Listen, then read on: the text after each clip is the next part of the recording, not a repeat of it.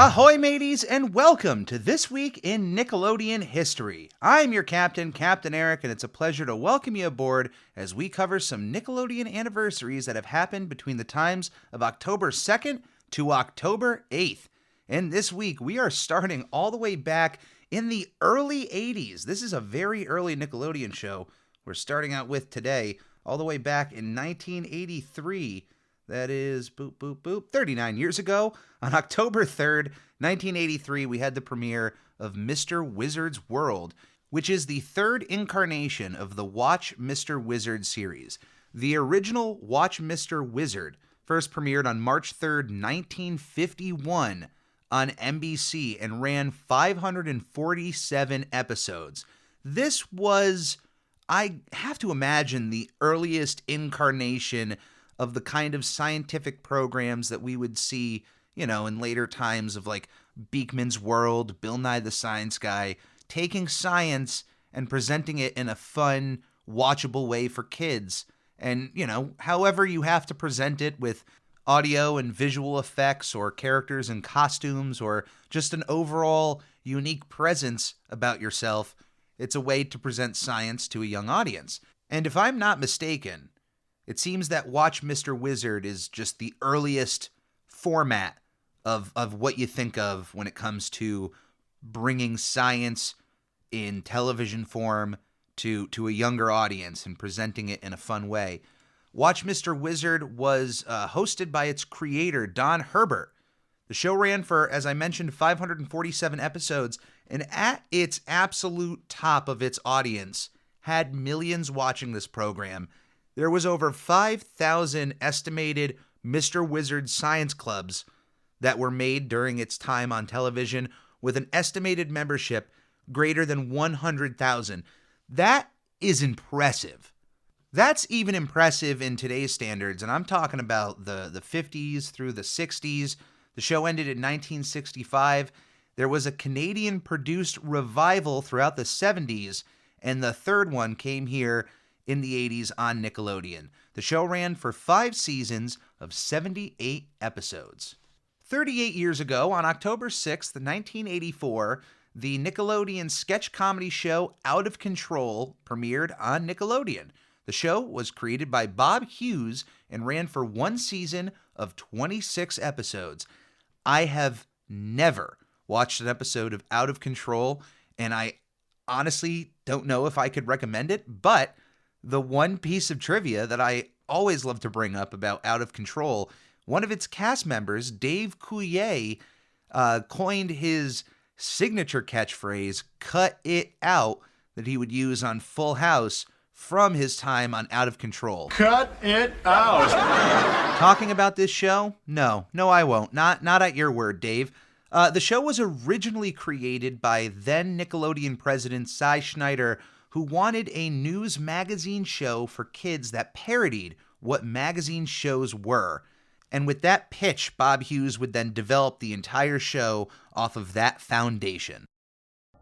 On October 6, 1986, the greatest Nickelodeon game show premiered.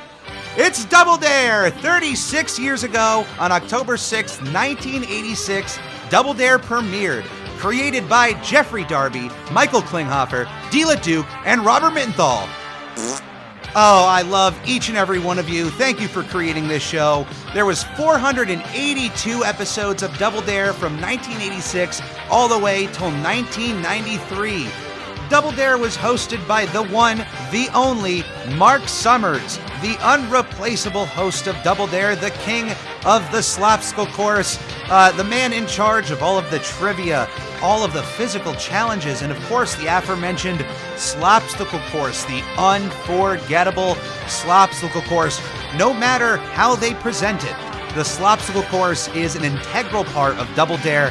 and I know that I have bolstered my skills on this show enough. I've talked about how well I could do at Nick Arcade, the Hidden Temple, at least the Aggro Crag of Nickelodeon Guts. But let me tell you something. I don't think there is a show more acquitted to Captain Eric than that of Double Dare. If I ever get an opportunity at the Slopsicle course, it will be an opportunity of a lifetime. I have attended Double Dare Live twice. The first time was an all-out affair. I got myself VIP tickets. I got to meet Mark Summers and had him sign my Double Dare NES cart in a green paint marker. It's one of my favorite pieces in my collection. And upon meeting Mark Summers, he seemingly knew my mother from some previous engagement. I don't know what that's all about.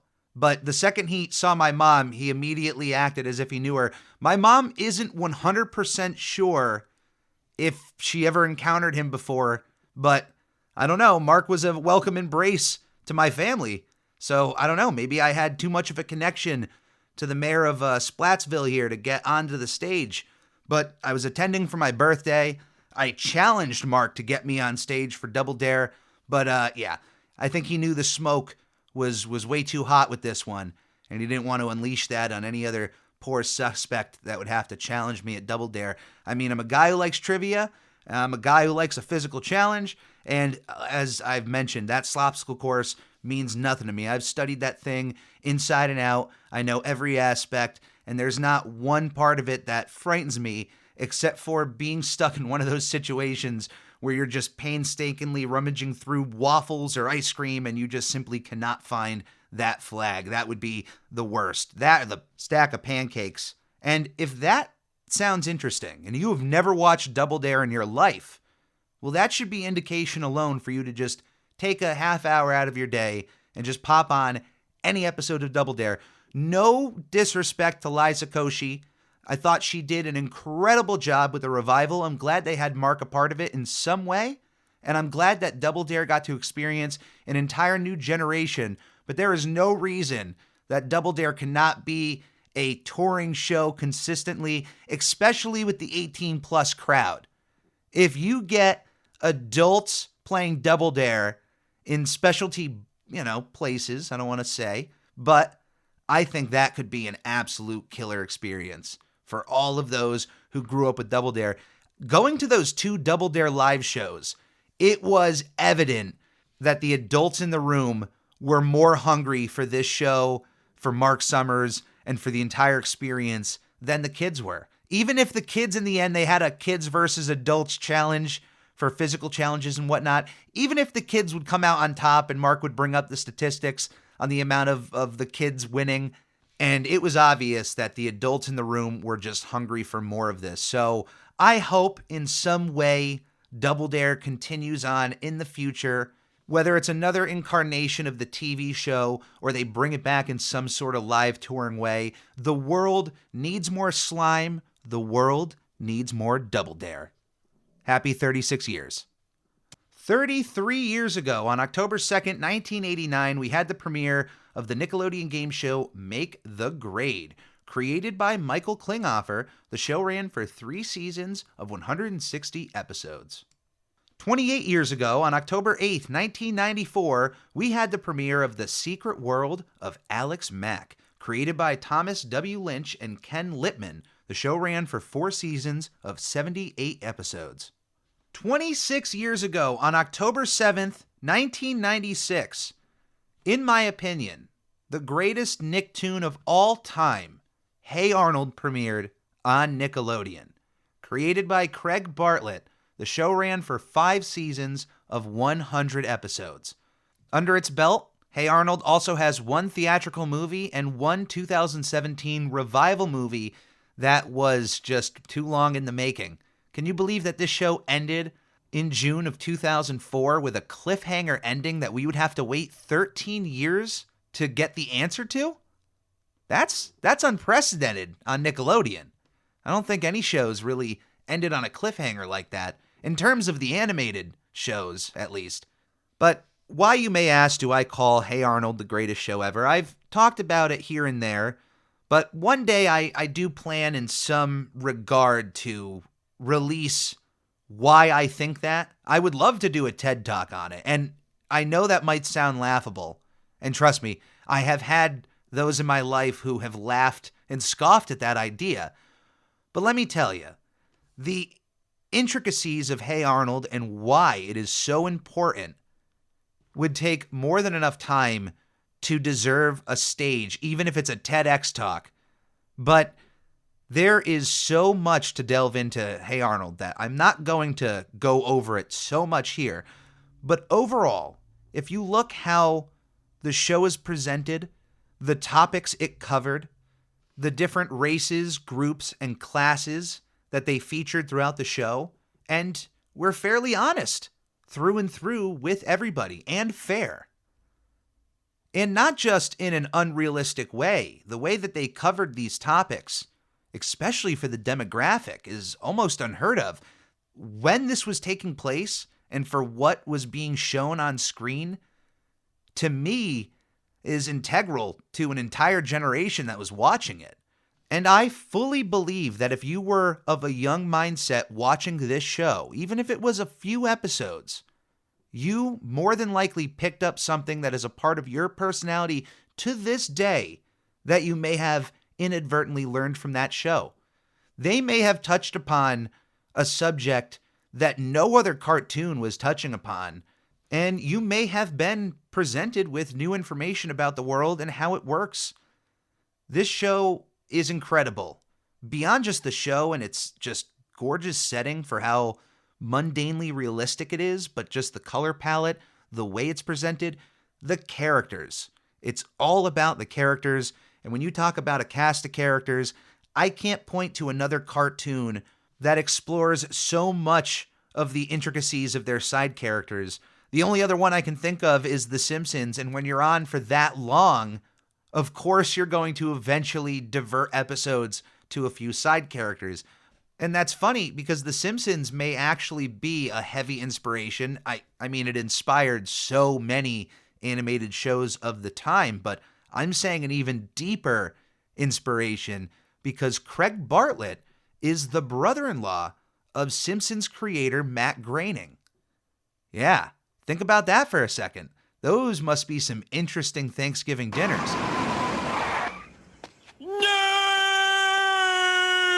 That connection was, of course, how Craig was able to get Homer Simpson voice actor Dan Castellaneta to voice Grandpa Phil, who is not only one of my favorite characters in Hey Arnold history, but one of my favorite cartoon characters in general. One of my favorite adult figures. I mean, if you want to make that list, he might even top that list of just general adults of a TV show. You include live action shows, and I think Grandpa Phil would honestly make that top 5. But I can't stress enough just how much I love this cast. I love this show. I could talk about it ad nauseum, even more so than I could about SpongeBob SquarePants, and that's saying something. I actually have a SpongeBob podcast. I hope to one day cover Hey Arnold even more so, but it has to be right. It has to be done right. I don't want to waste too much time of my life just thinking about it, but I really care a lot about that show, and I want to make sure if I ever put my name on anything associated with Hey Arnold, it has to be of some quality. Doesn't have to be the same quality. It just has to be some quality. That's all I'm asking for. Stay tuned for Captain Eric's Top 5 of the week. I'm going to give you my top 5 Hey Arnold adults. I know the last time we talked about the show was back in June, but it's going to be a while before we talk about it again. Actually, it'll be only a couple of weeks with the movie in November. I promise to not have a top 5 on that episode. So even if I'm trapped in a corner, I will find a way to not talk about Hey Arnold for a third time this year, and I'll hold off. But for this second Hey Arnold list of the year, it'll be my top 5 adults, and that'll be at the end of the anniversaries. 23 years ago, on October 8th, 1999, we had the final episode of Animorphs. Created by K.A. Applegate, based off of the book series of the same name, the show ran for 2 seasons of 26 episodes. 22 years ago, on October 7th, 2000, we had the premiere of Noah Knows Best. Created by Ken Lipman, the show ran for one season of 13 episodes. 20 years ago, on October 6th, 2002, we had the final episode of Nickelodeon Robot Wars. Based on the original Robot Wars created by Tom Guterridge and Stephen Carsey, the show ran for 6 episodes. 12 years ago, on October 2nd, 2010, we yet again had another force of collision between the worlds of Butch Hartman and the characters created by Keith Alcorn and Steve Odenkirk. I'm talking about the premieres of both Tough Puppy and Planet Sheen on Nickelodeon. Starting with Tough Puppy, this is the third animated program that Butch Hartman would create during his time at Nickelodeon. And even though this is the third in release and in terms of how I would rank the Butch Hartman shows during his time on Nickelodeon, there's still a lot I love about Tough Puppy. There's certainly jokes that would make me laugh. There are characters I enjoyed. It had a decent run on Nickelodeon, yet nowhere near the success of his previous two shows, The Fairly Odd Parents and Danny Phantom. Tough Puppy, I think, was missing one element that those other shows had, and that was a TV movie. They were able to make an extra long episode, something with a bit more action, just sprinkle on an extra level of theatrical effort, something along the lines of Abracatastrophe.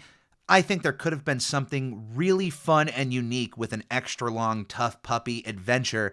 And even though the show has been canceled for a decent amount of time, I still think that is something that could happen. I mean, why not? Somehow Paramount, or those behind the scenes, were able to find a studio that was able to modernize and replicate Beavis and Butthead's art style to a respectable degree. And all you need to do is find a studio that is able to replicate this art style where it's able to move not so choppily, where you can obviously tell it's done digitally like that last season of The Fairly Odd Parents, but do it in a respectable way. And if they can replicate one art style, they can do movies for The Fairly Odd Parents, Danny Phantom, and then you can do an extra long Tough Puppy adventure. Put it up on Paramount Plus, and if you're able to slow down the writing a bit with something that's 90 minutes instead of, a short form comedy adventure, maybe you can find something extra with these characters. I don't know. I enjoy Tough Puppy. I think it's worth a watch. Would I say to binge the entire show? That I wouldn't say so, but it's worth diving into for a couple episodes at least. Unfortunately, I can't say the same for this next show, Planet Sheen. Planet Sheen is a spin-off of The Adventures of Jimmy Neutron Boy Genius, and to me, does a cardinal sin that for some reason TV executives love in this idea that the comedic character of a TV show ensemble is good enough to handle an entire show on their own. It almost never works out. Their comedy is built around the characters surrounding them. And if you're just going to take that element and put that front and center and pretty much take away any of the other mirrors that comedy would bounce off of, it's not a good recipe. It's literally like taking any recipe that includes sugar, taking out maybe one or two other ingredients and replacing those with just more sugar. It's not going to work as a recipe. Even if you substitute those other ingredients, which they try. They genuinely try to replace Jimmy and Carl with other characters that are essentially Jimmy and Carl, but are not. And to be fair, I have not watched every episode of this show. So if there is genuinely a good episode of Planet Sheen, I would like to be pointed in that direction. But when even the animation looks less than when it comes to your predecessor, there's a problem. Why is it that the last season of The Adventures of Jimmy Neutron Boy Genius was able to achieve this certain level of fluidity that was butchered by the time they were able to get to Planet Sheen? Clearly, they had different people working behind the scenes, different animators working behind the show, trying their best to replicate as much as they could. So I appreciate those who really tried behind the scenes to get it as close as they could to Jimmy Neutron in quality, in writing, in animation. If you tried, I appreciate you, but the end result is just disappointing. Now, The Adventures of Jimmy Neutron, Boy Genius is good enough that no terrible spinoff is going to really outshine how much of a juggernaut that show is. So, even with Planet Sheen, the world of Jimmy Neutron is worth its weight in gold. And honestly, I think Sheen's predicament could make for a decent return adventure and a bit of a reboot for Jimmy Neutron and his friends. I know that there are those out there who would say, just ignore it, make a joke out of it, that Sheen never left and it was just a fever dream. I would say it's an interesting adventure for the logical aspect of when that rocket does leave the orbit of Earth, Jimmy would be well aware of its existence and that he's going to go out there and find Sheen, which is interesting because at one point in history there was a proposed sequel to Jimmy Neutron Boy Genius in which he would have to search for Carl Wheezer in some regard. Carl would get abducted, and that would be the basis for the next theatrical adventure for Jimmy Neutron. I'm not saying that this has to be theatrical, but I think it would be an interesting idea to take that idea of the search for Carl and make it the search for Sheen and have Jimmy and his friends go out on an adventure to save Sheen Estevez from his planet, Planet Sheen. I think that would be a great basis for some sort of return adventure for Jimmy Neutron. I don't know. What say you? Do you have any other ideas of how you would like that whole Planet Sheen Jimmy Neutron revival to be handled? Do you have a favorite Planet Sheen moment?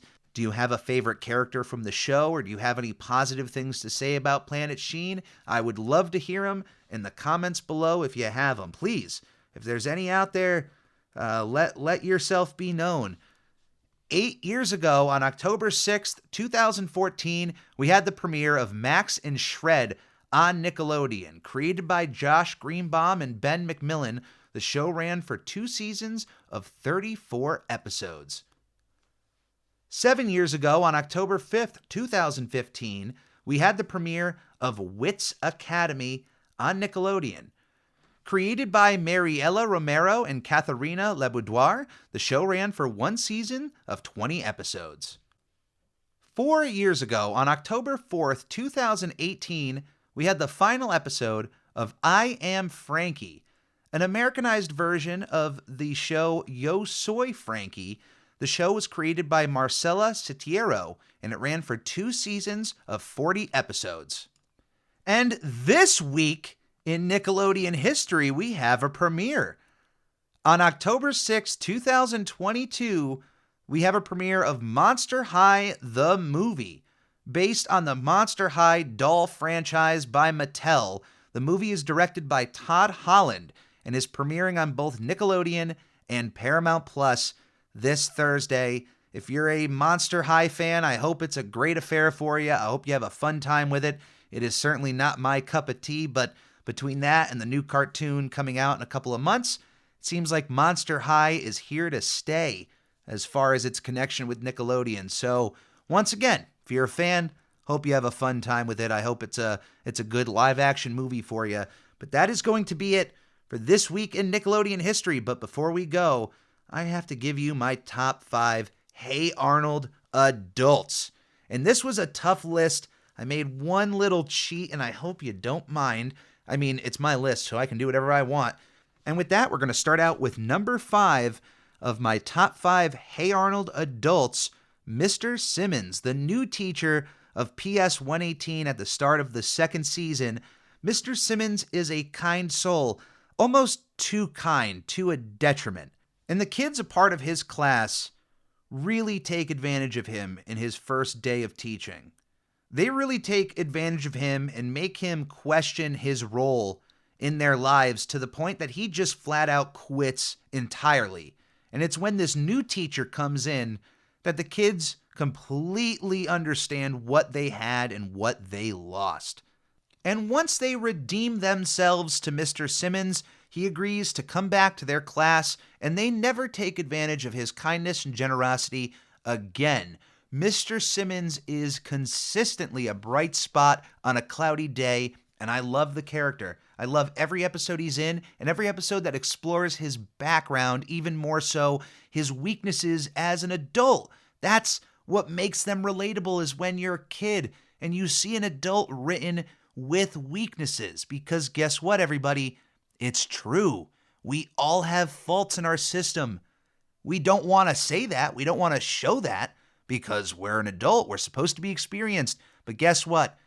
There's always something that we can find that is a fault to our personality.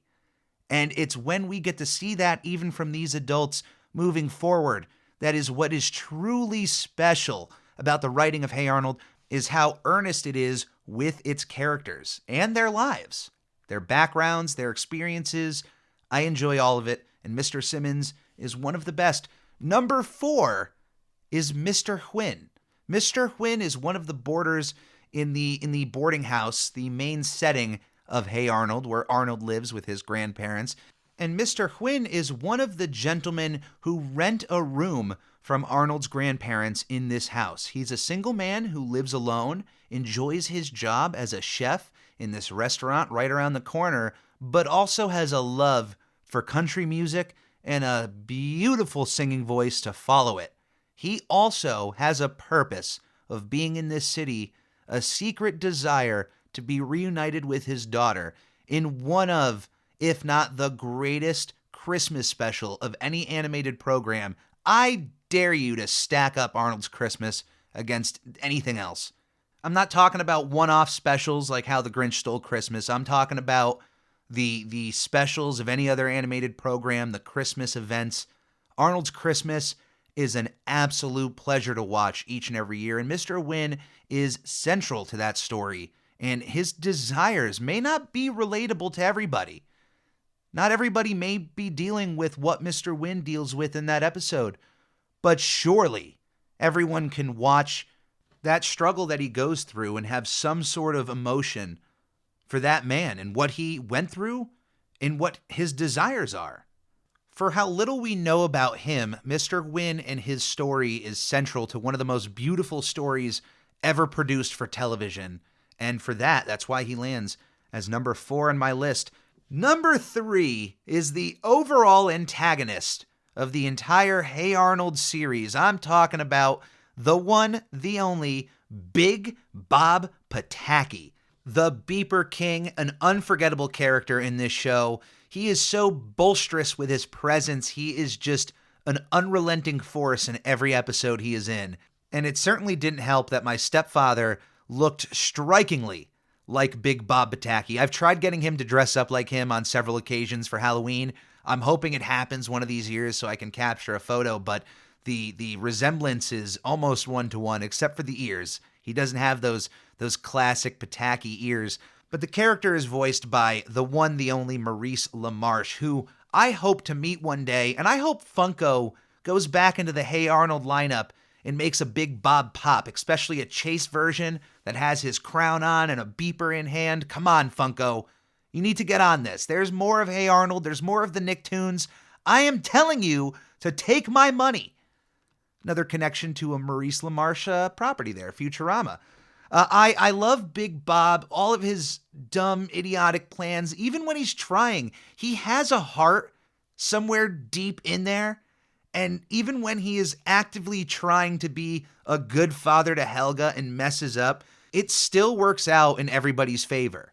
There's just something sweet about those episodes where Big Bob is really trying to be a father to Helga. But for the most part, he's not only not a good father to Helga, which we have seen over her entire life, but overall, he is just not that good of a human, but he does have a good heart deep down within. There are a few handful of occasions in which you can point to Big Bob stepping up to the plate and doing something that was overtly against what you would expect him to do. And those are always lovely to see and reestablishes that at the very end of the day, Big Bob at least has a small heart. Number 2 may be surprising to some, but I have a lot to bolster this reasoning. My number 2 favorite adult in Hey Arnold is Oscar Kakashka, one of the other tenants in the boarding house. And overall, if you can line up every adult you have ever encountered in the show, Oscar is going to fall on the end of the more failing in life, what are you doing with yourself, laughable kind of adult. He's down there right above maybe the Sewer King, maybe Monkey Man, maybe Stoop Kid if he's actually 18, or if he's under 18, then I'm not even going to count him on this list with adults. But, once Stoop Kid hits the age of 18, I'd say that Oscar is at least one step above what Stoop Kid is doing with his life. But Oscar is a moocher. Oscar is a cheat. He's a steal. He's not a nice fellow. Why is he number 2 on this list? Doesn't seem like a good guy. Is definitely not a good husband. At least he's not cheating on Susie, but he's certainly drying up all of the money everywhere it's to be found. Why is he number 2? It's actually, in fact, to those few episodes that star Oscar Kakashka and give you a look into their life. It's one thing to see this guy in spurts and make overall judgments on him as a person or how their relationship is. And it's an entirely new perspective when you actually get to look in on the man, his life, and the way he thinks. The Oscar Can't Read episode is the one that I point to as here is an episode that can show you that even when somebody is really down and out in their life, it just takes a certain level of direction and motivation to get them to do something incredible. Even when you are a joke of a character, and even as a kid, you can understand that this adult is written to be a loser. You can still have a moment to shine as a winner. And that's why I always loved Oscar. Even if you have that perception of yourself, you can overcome that. You can certainly overcome those same objections the way that we would have against Oscar for all those years before we were allowed to show what he was able to do under pressure and what he was able to do when the time was right. But Oscar has nothing on my number 1 favorite adult, because it should be obvious at this point who number 1 is, since I've mentioned him earlier in this episode, but this is where the cheating comes into play, because my number 1 favorite adult in Hey Arnold is actually Arnold's grandparents as a pair, Steely Phil Shortman and Grandma Gertie. I love them to pieces. If I had to pick one over the other, I would of course go with Grandpa Phil over Grandma Gertie, only because of the consistency in help. Grandma certainly has her moments and certainly can do things that are out of the ordinary compared to any grandparent and what their skills are. And those can certainly come into handy for those specialty times, but overall, Grandpa Phil is an incredible grandparent to Arnold and is overall one of my favorite adults in television history. I love that even at his age, he still has moments left in him to shine in the spotlight himself. Who could forget the classic Chinese checkers tournament in the park, or any of those other times in which he finds himself at the crossroads of a situation in which he messed up beforehand in life and he gets to pass on the baton to Arnold to achieve success for him. There's something special about that, and for just how nice and sweet he always came across. And he even reminded me of different aspects of both of my grandfathers, even my meme. There was a certain level of just get up and go attitude that was with Grandpa Phil that my meme had, of just whatever I wanted to do, whatever advice I needed, she was there for. And I love that there's different episodes and different aspects of this one character that I've been able to find in connection with my other grandparents. As I was watching it as a kid, I would, find moments of my grandfather leaving the bathroom and, hey, giving me advice as to not eating so-and-so. And it legitimately happened at least one point in my life. And then to see that happen in a cartoon, that's just incredible. To be fair, Mr. Simmons would probably get bumped off of this list if I had to swap out this duo and properly score them with Grandpa Phil at number 1 and Grandma Gertie at number 2. But I hope you're okay with the cheating of just putting Grandma and Grandpa as the number 1. they were left with an extraordinary task in raising their grandson. And to be fair, for how Arnold is, or how he's written, of course he can be written in any way, but for how the character has progressed over 4 seasons, I think they've done an incredible job in raising a kid. And for the writing staff behind the show, I think everyone did an incredible job of writing these characters and presenting them to an entire generation. Like I said, I am sure that some of these characters, their experiences, what they've dealt with in life, what they're trying to deal with, what they're achieving, it is relatable to every adult out there. Even if you have never watched the show, there is no chance that you wouldn't be able to go back and watch it for the first time and find something about it and go, whoa, they were teaching this or showing this off in the 90s to kids, and it's not anything controversial.